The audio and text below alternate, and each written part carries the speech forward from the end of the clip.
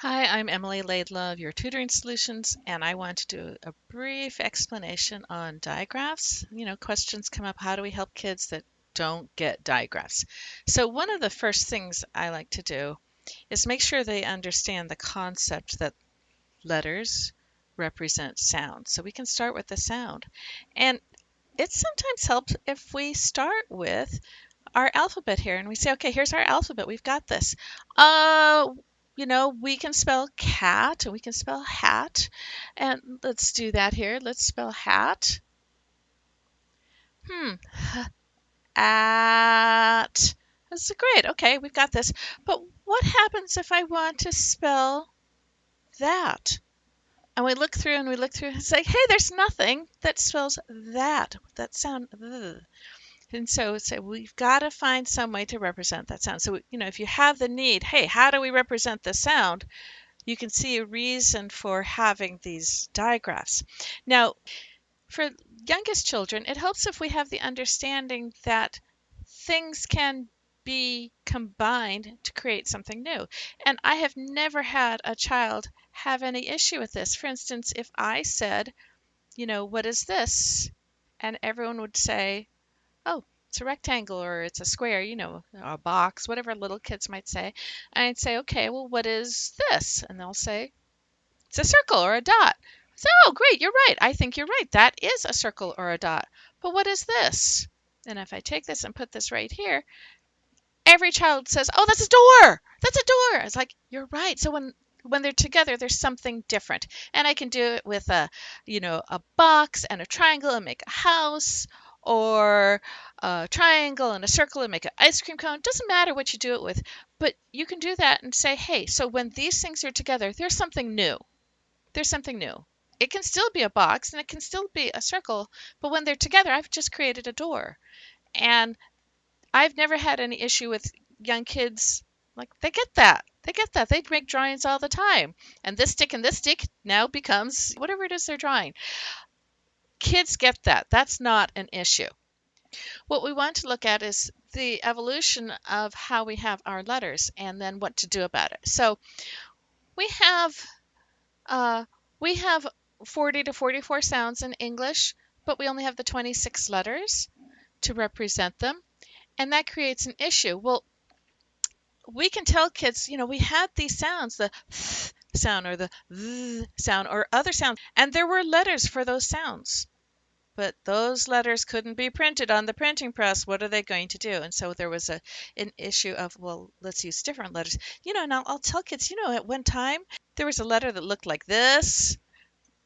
That one was called, I don't remember what that one was called.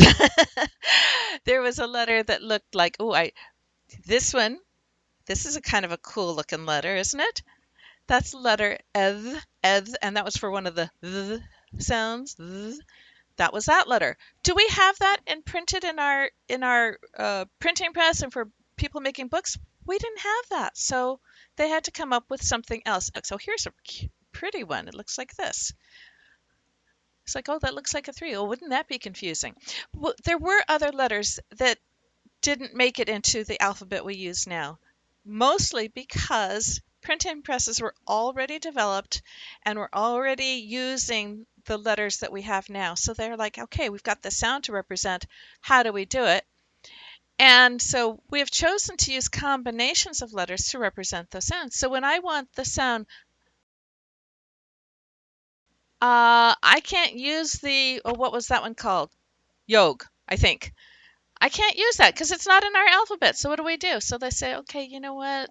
Let's do this. We'll make it a TH, and we'll use that for the th sound. And you know what? We might as well also use that for the voiceless th sound because we don't have that other fancy letter either. So we'll use this for both those sounds.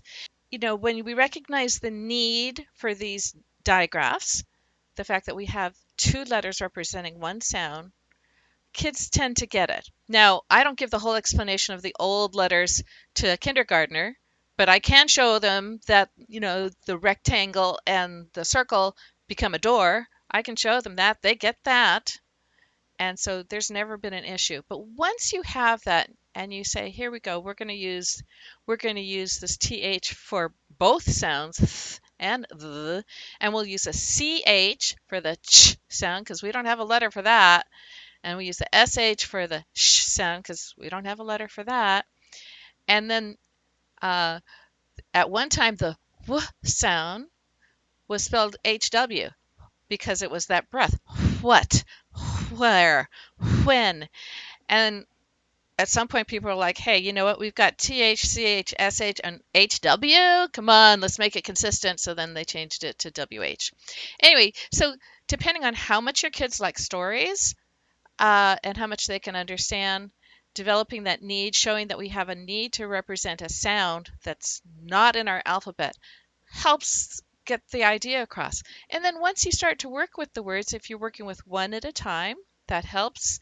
If you're working with, excuse me, if working with an older student, they may have already seen lots of these. You can take a passage and have them highlight the digraphs first, and put the CHs in green and the SHs in purple or whatever it is that they want to do, just to help them be aware of it before they actually start reading.